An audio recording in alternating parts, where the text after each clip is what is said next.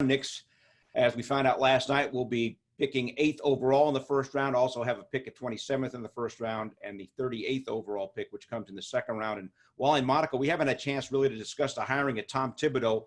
Wally, you, of course, have interfaced with him a lot during your career. What do you think about him as a hire for the Knicks? Tremendous hire. He's a winning coach, and as we know, he can be a little tough on his players, but there's nothing wrong with that. It's all about getting the job done and winning basketball games at the world's most famous arena. I love the staff he's starting to assemble with Kenny Payne and the reports of Johnny Bryant coming from Utah. I think that's important to get a head coach will tell you you're only as good as your staff, and you have to assemble a great staff to support you as the lead guy. And Tibbs has been a lead guy. He's had a lot of success in this league. I think he knows how to get the most out of players, and he knows how to get guys to play defense.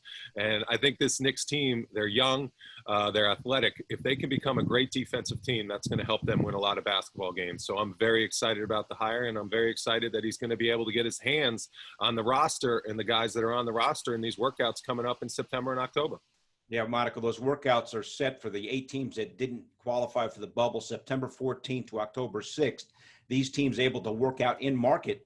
And Kenny Payne and reportedly Johnny Bryant then are going to be able to work with these young players, the Dennis Smiths, Frank Ntilikina, Mitch Robinson, R.J. Barrett, et cetera. And these are very important years for those guys and also Kevin Knox. So this is a very important process that's going to begin shortly. Back to basketball. Yeah, it's just workouts, but I'm sure the sense of being able to get in the gym, work on your craft with your new teammates in terms of the new coaching staff is a big deal for these young players. But I'm totally with Wally on the way this whole thing is coming together for the Knicks. The reputations of all of these guys precede them. Tibbs, a former coach of the year. Look at the guys that respect him. Jimmy Butler, I wouldn't mind having a guy who plays like that on my squad. And then the guys that are being added, Kenny Payne, you can go down the list of Kentucky players that sing his praises. 2 on this squad, Julius Randle and Kevin Knox. So I think that's awesome. And then if Johnny Bryant goes through, according to the reports, a guy like Donovan Mitchell is a fan. Dame Lillard considers him someone that's a mentor. I mean, come on. If I'm R.J. Barrett, Knox, the guys that we currently have on this roster, I can't wait to get in the gym and work with those folks. Well, he's very interesting also with the calendar because Adam Silver last night, the NBA commissioner, intimated that free agency is going to be pushed back. The draft right now is supposed to take place in the middle of October with free agency a couple of days after that. And the tentative start to the season, Wally, December 1st, looks like it's going to be pushed back. So a lot remains to be seen.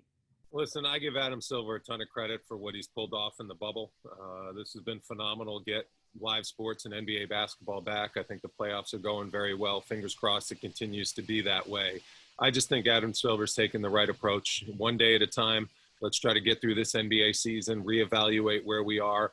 Not try to push too hard. Obviously, I love the way he said he wants to figure out a way to get fans back in the buildings. How that happens, whether there's a vaccine or whether there's more social distancing and less capacity in an arena, we'll see. But I just trust his leadership, and that's such a great feeling to have when you have a commissioner in these really, really tumultuous times during a global pandemic who's trying to figure things out and do the right thing, and the proof is in the pudding with the way he's pulling it off. So I don't mind them moving the date back.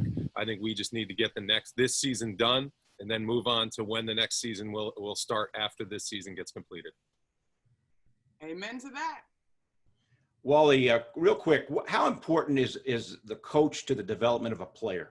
You would know everything more about that than anybody. It's everything. I was lucky because I had a coach in my dad who I could kind of bounce ideas off, who was a former professional basketball player. So he helped me develop my game a lot in the NBA, just verbally and just giving me a few cues here and there. But a player development coach or an assistant coach can become like your mentor. And sometimes your basketball father figure. And there were guys that really helped me develop. Jerry Seasting, Randy Whitman, they were great NBA players. When I was a young little neophyte in Minnesota, those guys helped me develop and they helped me have success in the NBA. So the staff is important and player development is very important to the success of an NBA player in their career.